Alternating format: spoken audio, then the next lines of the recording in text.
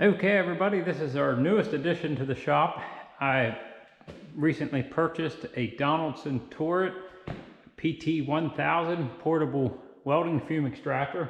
Been doing some more welding and fabrication work and breathing in a lot of the fumes, so hopefully this will take care of it.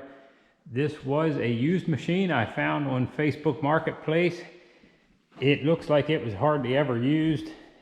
It is in very good condition. The filter looks like new inside. We'll open up the cabinet here and show you. But yeah, it is just as clean inside as a new one. If it was ever used, I don't think it was used much.